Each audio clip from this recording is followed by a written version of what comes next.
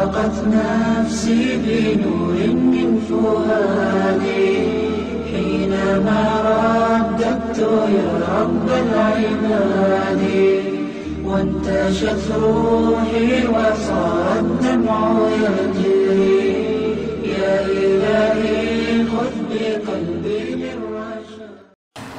Assalamualaikum warahmatullahi wabarakatuh.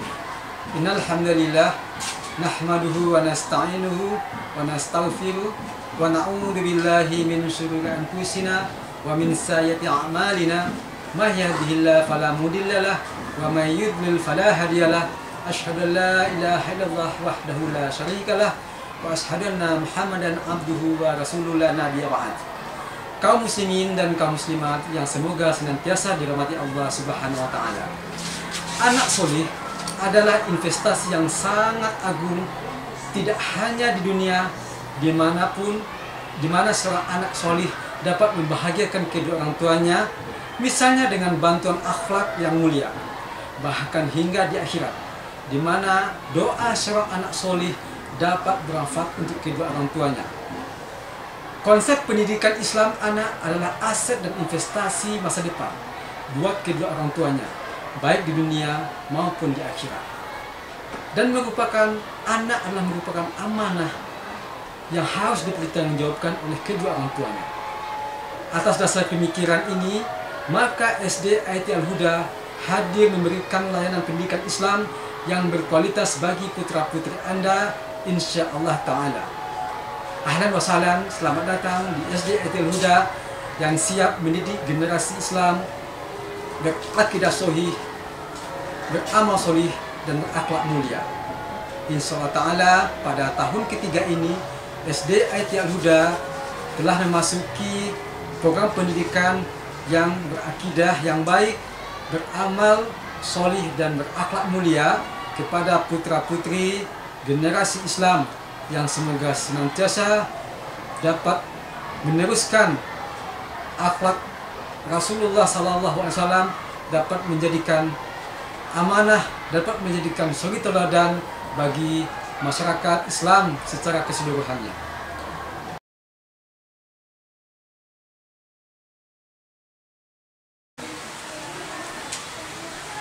Adapun visi dan misi dari SD IT Al-Huda insya Allah akan menjadikan sekolah unggulan yang mendidik generasi Islami bermanhaj lurus, berakhlak mulia, cerdas, dan mandiri. Dengan cara kita mengoptimalkan segala bentuk potensi yang telah dikaruniai oleh Allah Subhanahu wa Ta'ala kepada anak-anak didik kita. Selanjutnya, misi. SD IT Al-Huda memiliki dua misi. Misi yang pertama, insya Allah SD IT Al-Huda akan membentuk peserta didik menjadi manusia yang memiliki akidah yang benar, beramal yang soleh, berakhlak yang mulia, akal yang cerdas, fisik yang kuat dan sehat, serta dekat dan cinta kepada Allah dan Rasulnya. Selanjutnya, misi yang kedua, insya Allah Ta'ala SD IT Al-Huda akan menyiapkan generasi Islami yang memiliki kreatif, terampil, berwawasan yang luas dan mandiri, memiliki kompetensi yang tinggi, serta berpemahaman agama yang benar, dan juga penerapan teknologi yang bermanfaat.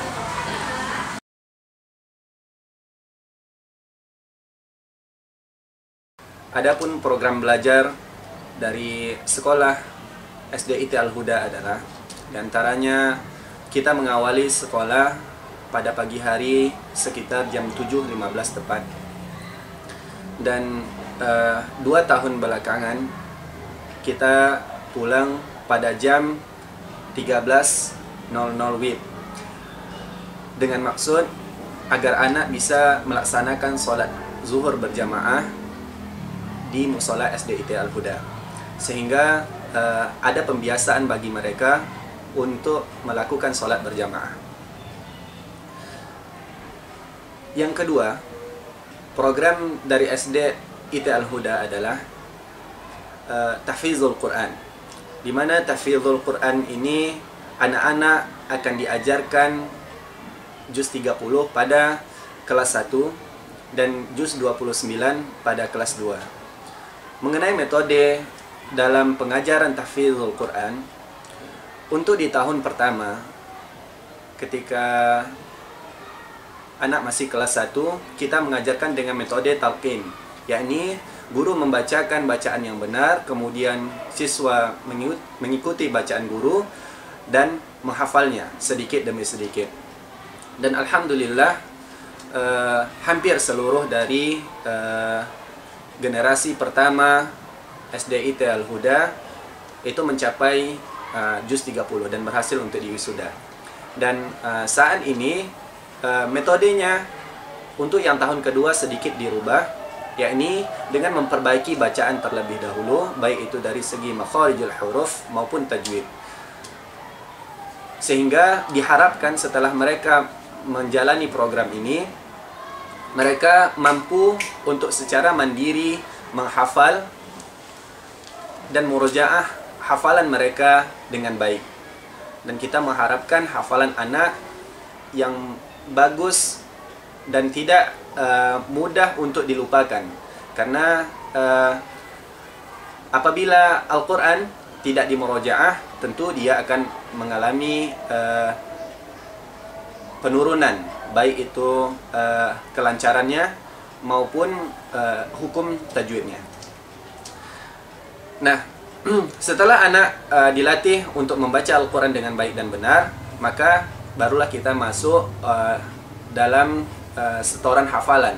Anak-anak akan diminta untuk menyetor hafalannya satu persatu, dimulai dari surah Al-Fatihah, kemudian masuk ke juz 30, dimulai dari An-Nas sampai An-Naba. Dan alhamdulillah 6 bulan kita berjalan, telah ada anak yang sudah selesai juz 30 dengan metode ini. Walaupun masih banyak anak yang juga tidak mencapai target yang kita harapkan.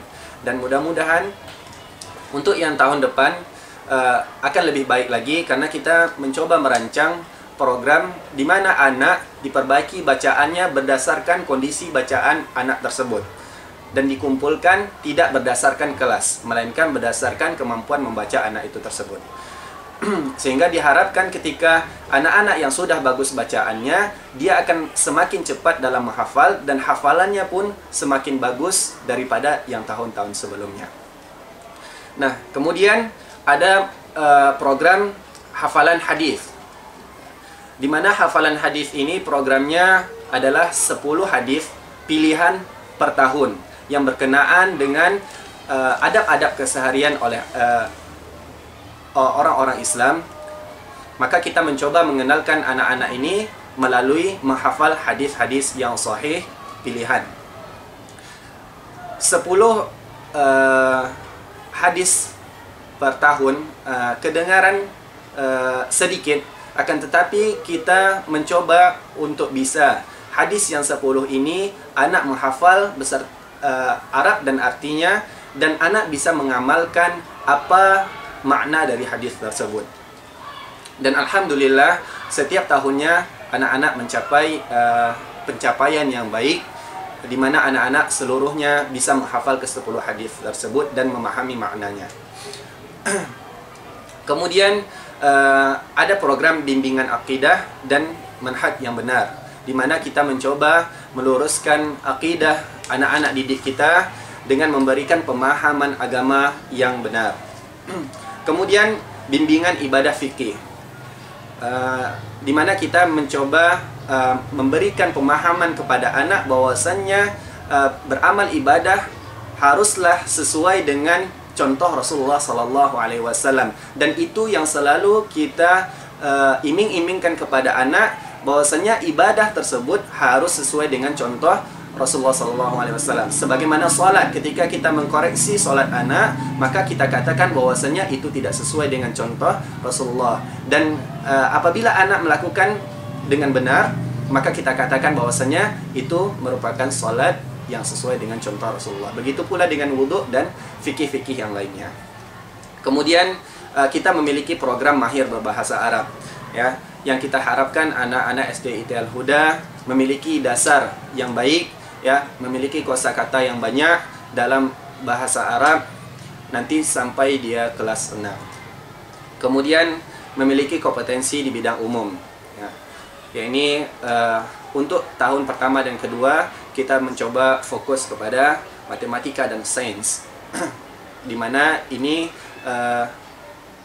merupakan sesuatu yang penting ya bagi anak untuk mengetahuinya, ya, matematika dan sains ditambah dengan membaca dan menulis yang baik dan benar. Mungkin itu saja penjelasan dari Ana mengenai program SDIT Al-Huda. Semoga bermanfaat untuk sebagai tambahan informasi bagi kita semua.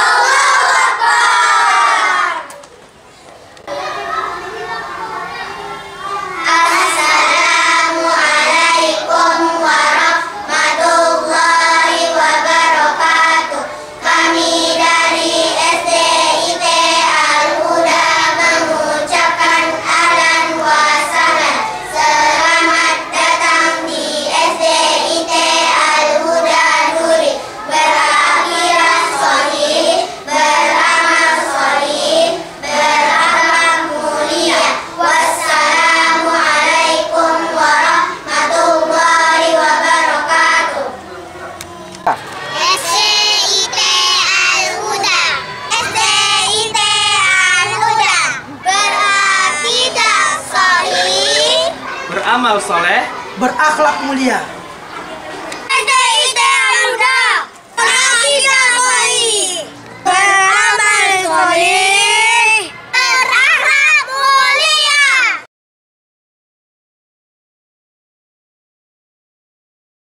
أشرقت نفسي بنور من فؤادي حينما رددت يا رب العباد وانتشت روحي وصار الدمع يجري يا إلهي خذ بقلبي للرشاد أشرقت نفسي بنور من فؤادي حينما رددت يا رب العباد وانتشت روحي وصار الدمع يجري يا إلهي خذ بقلبي للرشاد أشرقت نفسي بنور من فؤادي حينما رددت يا رب العباد وانتشت روحي وصار الدمع يجري يا إلهي خذ بقلبي للرشاد في سكون الليل أدعو في سجودي والدجى حولي سواد في سوادي يا رؤوفا يا رحيما يا حليما يا كريما ما لفضلك من نفادي يا سميعا يا مجيبا يا عظيما اهدني يا خالق السبع الشهاد أشرقت نفسي بنور من فؤادي حينما رددت يا رب العباد وانتشت روحي وصار الدمع يجري يا إلهي خذ بقلبي للرشاد أشرقت نفسي بنور من فؤادي حينما رددت يا رب العباد وانتشت روحي وصار الدمع يجري يا إلهي خذ بقلبي للرشاد للهدى والحق وفقني إلهي فعلى توفيقك اليوم اعتمادي يا إله الكون يا عوني وغوثي يا ملال الخلق في يوم المعاد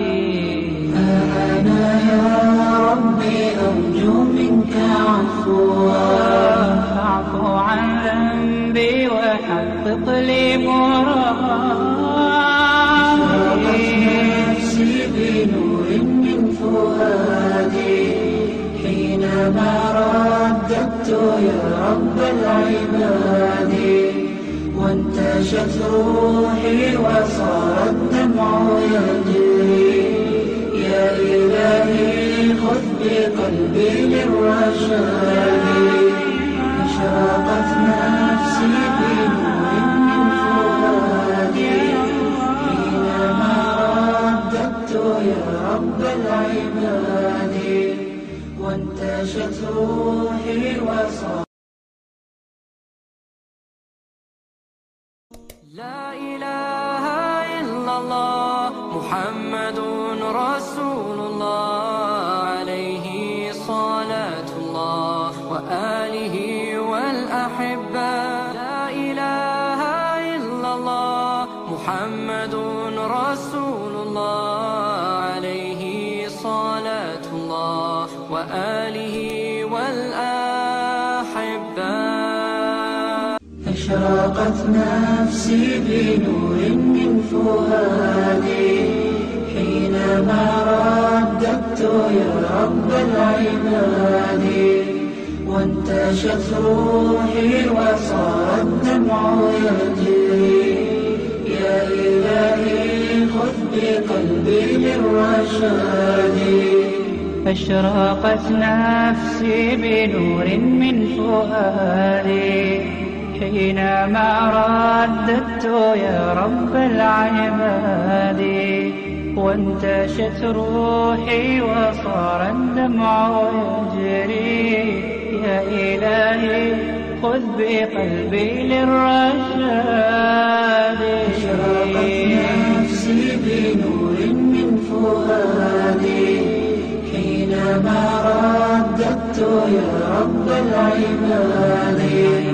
وانتشت روحي وصار الدمع يجري يا إلهي خذ بقلبي للرشاد في سكون العين أدعو في سجودي Assalamualaikum warahmatullahi wabarakatuh.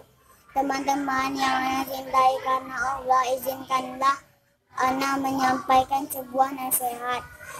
Ana berharap nasihat ini bermanfaat bagi kita semua. Teman-teman, ketahuilah bahwa orang tua wajib kita hormati dan tidak boleh mencelanya, apalagi berdurhaka kepadanya, karena itu adalah dosa besar. Rasulullah SAW bersabda, An Abdullah bin Amr wa bin As radhiyallahu anhuma anna Rasulullah sallallahu alaihi wasallam qala minal kaba'ir satmur rajuli walidayhi rawahul Muslim.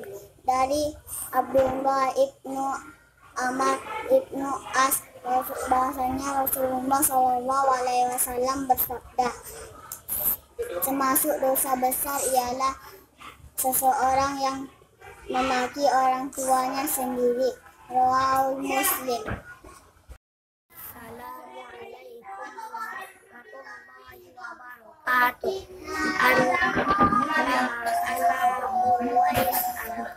Akan membacakan surat Abasa. A'udzu billahi minasyaitonir rajim. Bismillahirrahmanirrahim. Abasa wa tawalla an ja'ahul a'ma wa ma yudrika la'allahu yazakka aw yazakkaru fatanfa'ahu dzikra amma man istaghna wa anta lahu tasadda wa ma 'alaika alla yazakka wa amma man ja'aka yas'a wa huwa yakhsha wa anta lahu tasadda wa ma 'alaika alla yazakka wa amma man ja'aka yas'a wa huwa yakhsha fa anta anhu talaha kalla innaha tadhkara faman syaa dzakara fi suhufin mukarramah marfu'atin mutahharah bi aidi safara kiramin bararah qutilal insanu ma akfara min ayyi shay'in khalaqah min nutfatin khalaqahu faqaddara summa sabila yassara summa amatahu fa'aqbara summa idza syaa anshara kalla lamma yaqdi ma amara falyanzuril insanu ila ta'amih anna sababna al-ma'a sabba summa shaqaqna al-arda shaqqa فأنبتنا فيها حبا وعنبا وقبا وزيتونا ونخلا وحدائق غلبا وفاكهة وأبا متاعا لكم ولأنعامكم فإذا جاءت الصاخة يوم يفر المرء من أخيه وأمه وأبيه وصاحبته وبنيه لكل امرئ منهم يومئذ شأن يغنيه وجوه يومئذ مسفرة ضاحكة مستغفرة ووجوه يومئذ عليها غبرة ترهقها قترة أولئك هم الكفرة الفجرة. Assalamualaikum warahmatullahi wabarakatuh. Assalamualaikum warahmatullahi wabarakatuh. Nama ana Awan Jailan. Ana akan membaca adab-adab makan. Al-Umar bin Abi Salamah radhiyallahu anhu qala Nabi sallallahu alaihi wasallam ya ghulam samillah wa qul bi yaminika wa qul mimma yalik muttafaqun alaih. Dari Umar bin Abi Salamah radhiyallahu anhu, beliau berkata, Rasulullah sallallahu alaihi wasallam bersabda kepadaku, wahai anak kecil, bacalah bismillah dan makanlah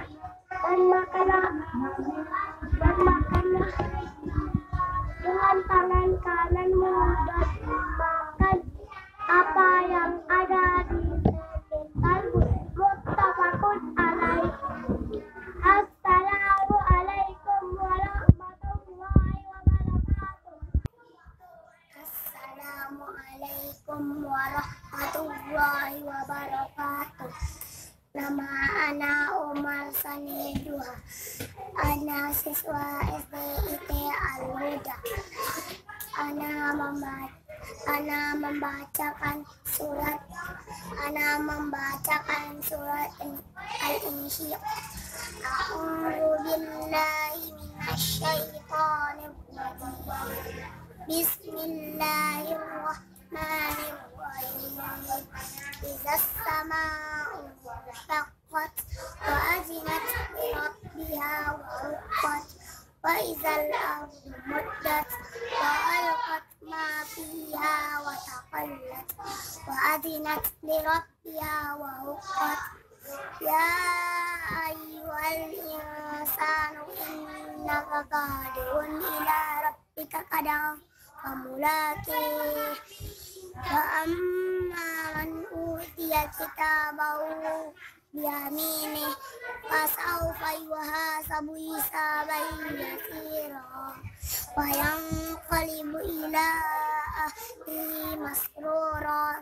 Wa amma man utiya kitabahu wara'a dhahrihi fasawfa yad'u subura wa yasla sa'ira innahu kana fi ahlihi masrura innahu dhanna an lan yahur bala innahu kana bi Bala inna rabbahu kana bihi basira. Fala uqsimu bis-safaq wal layli wa ma wasaq wal qamari idza tasaq la tarkabunna tabaqan an tabaq fama lahum la yu'minun. Wa idza quri'a alaihimul qur'anu la yasjudun balil ladzina kafaru yukazzibun wallahu a'lamu bima yu'minun fabashshirhum bi'adzabil alim innal ladzina amanu wa 'amilus solihati lahum ajrun ghairu mamnun.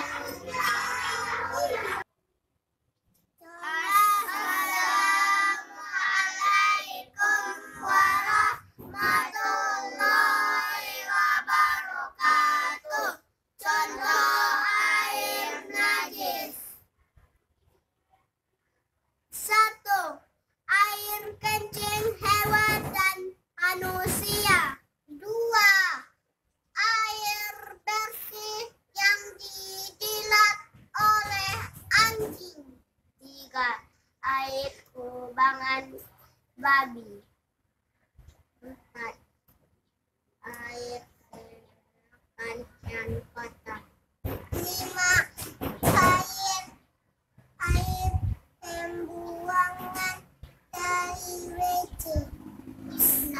Air yang dicampur dengan darah manusia dan darah hewan sampai alat.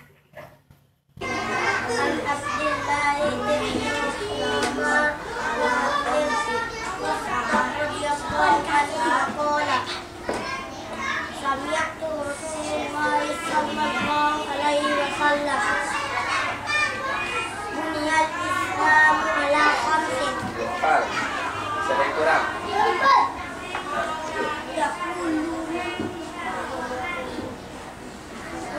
Kuatkan suaranya.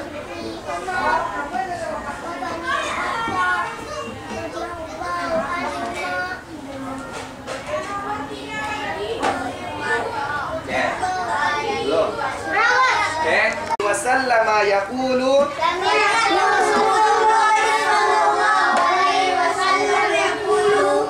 buniyal islamu ala khams.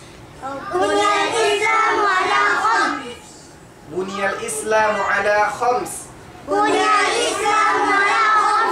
Syahadati an la ilaha illallah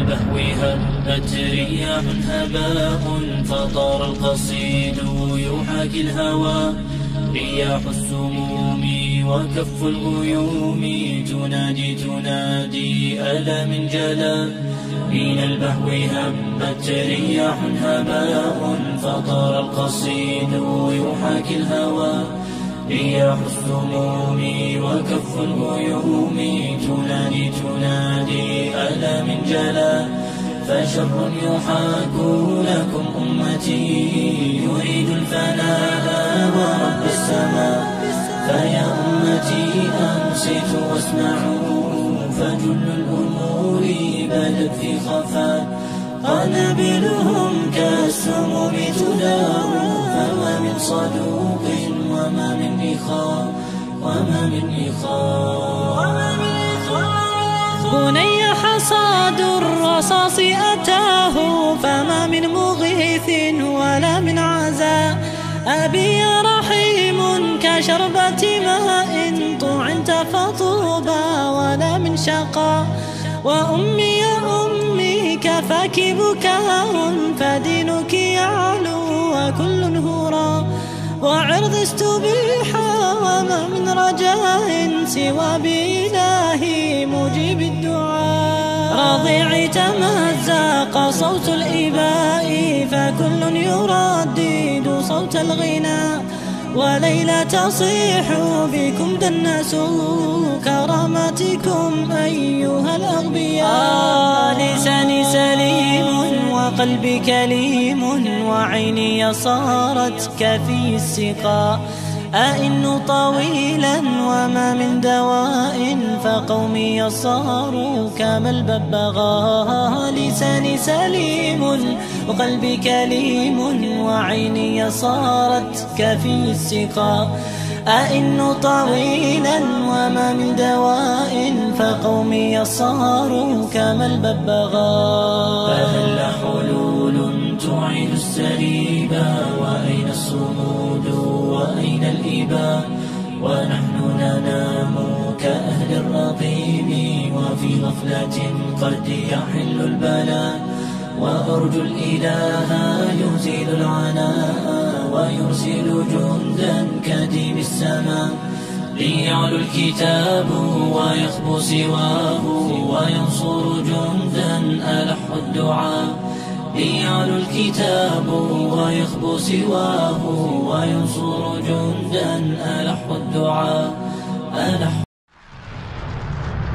من البهو هبت رياح هباء فطار القصيد يحاكي الهوى رياح السموم وكف الغيوم تنادي ألا من جلا من البهو هبت رياح هباء فطار القصيد يحاكي الهوى رياح السموم وكف الغيوم تنادي ألا من جلا فشر يحاك لكم أمتي يريد الفناء ورب السماء فيا أمتي أنصتوا واسمعوا فجل الأمور بدت في خفاء قنابلهم كالسموم تدار فما من صدوق وما من إخاء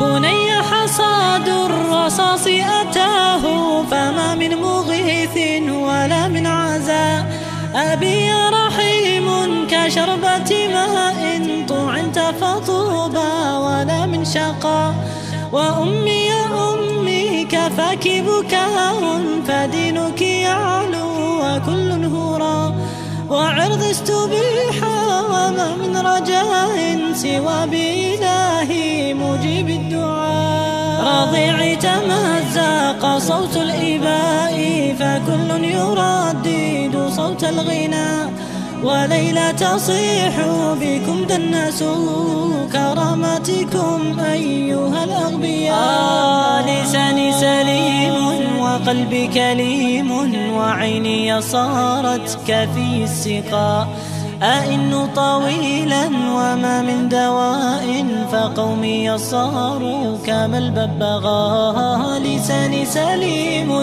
وقلبي كليم وعيني صارت كفي السقاء. أئن طويلا وما من دواء فقومي صاروا كما الببغاء. فهل حلول تعيد السريبا وأين الصمود وأين الإباء؟ ونحن ننام كأهل الرقيب وفي غفلة قد يحل البلاء. وأرجو الإله يزيل العناء ويرسل جندا كديم السماء ليعلو الكتاب ويخبو سواه وينصر جندا ألح الدعاء. ليعلو الكتاب ويخبو سواه وينصر جندا ألح الدعاء ألح الدعاء.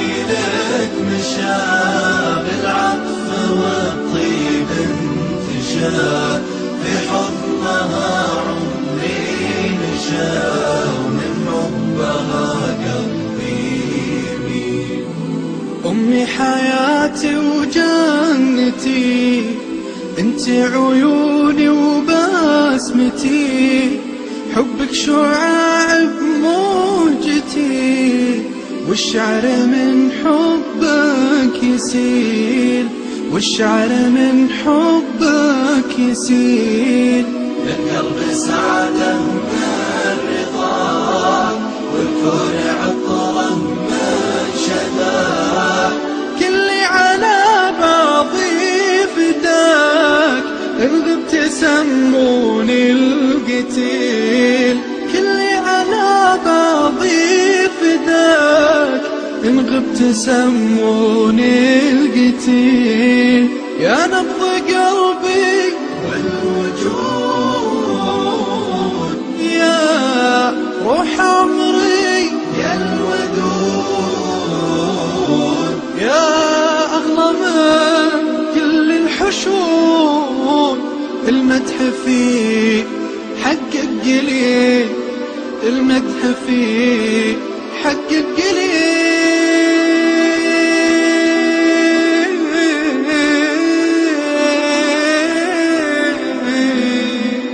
أمي كل فداك، أمي انتي ملاك.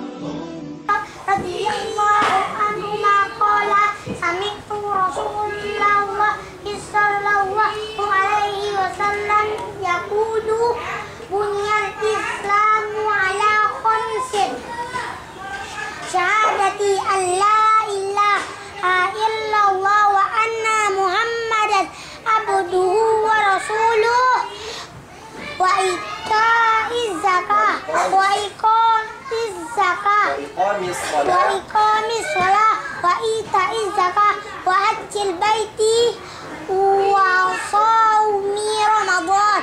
رواه البخاري ومسلم. عليكم ورحمة الله وبركاته. أعوذ بالله من الشيطان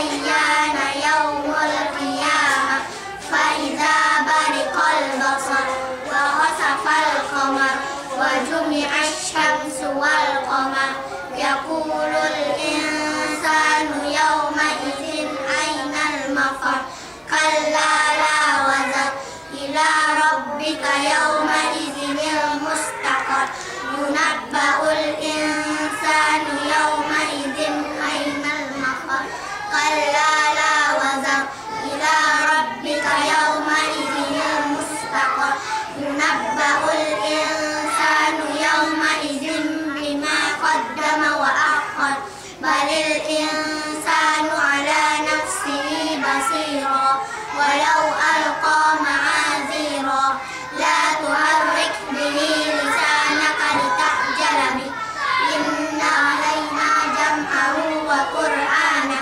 فإذا قرأناه فاتبع قرآنه ثم إن علينا بيانه كلا بل تحبون العاجلة وتذرون الآخرة وجوه يومئذ ناظرة إلى ربها ناظرة ووجوه يومئذ باسرة تظن أن يفعل بها فاقرة كلا إذا بلغت التراقي وقيل من راق وظن أنه الفراق والتفت الساق بالساق إلى ربك يومئذ المساق فلا صدق ولا صلى ولكن كذب وتولى ثم ذهب إلى أهله يتمطى أولى لك فأولى ثم أولى لك فأولى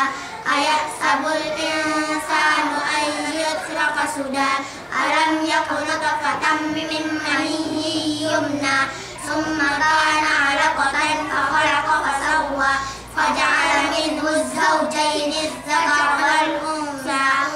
الذكر والأنثى أليس ذلك بقادر على أن يحيي الموتى السلام عليكم ورحمة الله وبركاته.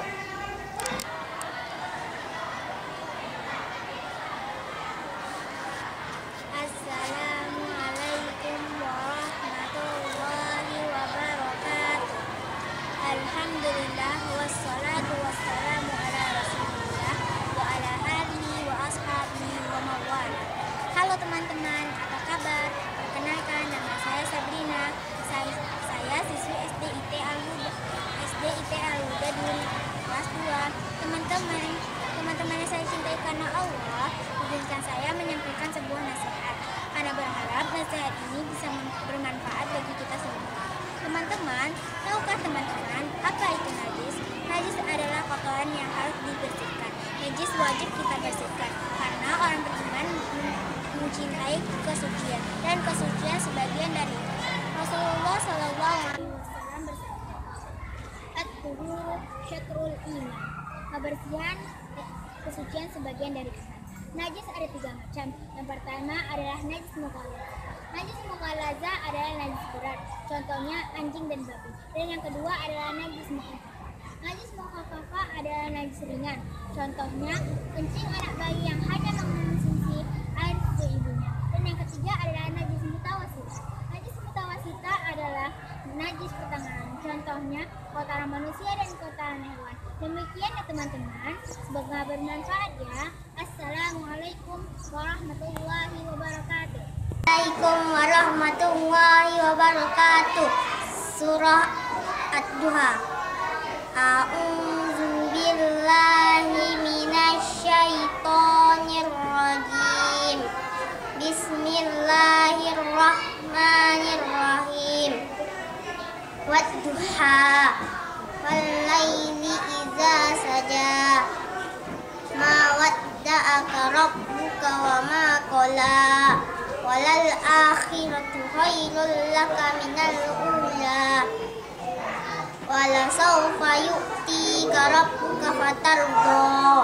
Alam yajidka yatiman fa'awa wa wajadaka dhallan fahada wa wajadaka a'ilan fa'agna fa'ammal yatima fala taqhar fa'ammas sa'ila fala tanhar wa amma bi ni'mati rabbika fahaddith. Assalamu alaikum warahmatullahi wabarakatuh. Assalamualaikum warahmatullahi wabarakatuh. Alhamdulillah wassalatu wassalamu ala rasulillah wa ala alihi wa sahbihi wa mawala. Halo teman-teman, apa kabar? Kenalkan, nama Ana Fitri Yardani. Ana siswi SD IT Al-Huda Duri kelas 2. Teman-teman yang Ana cintai karena Allah, izinkan Ana menyampaikan sebuah nasihat. Ana berharap nasihat ini bermanfaat bagi kita semua. Teman-teman yang Ana cintai karena Allah, pernahkah teman-teman mengalami hal ini? Teman-teman ingin buang air, namun tidak menemukan air, padahal teman-teman sangat membutuhkannya untuk beristinja. Apakah yang teman-teman lakukan dalam keadaan demikian? Nah, dalam hal seperti ini, Islam membolehkan kita bersuci menggunakan benda selain air. Cara bersuci ini disebut istijmar. Benda yang boleh digunakan istijmar ialah batu, kayu, daun, dan tisu. Istijmar dilakukan paling sedikit 3 kali atau lebih sampai sisa najis tersebut hilang. Demikian teman-teman, semoga bermanfaat ya. Assalamualaikum warahmatullahi wabarakatuh. أشرقت نفسي بنور من فؤادي حينما رددت يا رب العباد وانتشت روحي وصار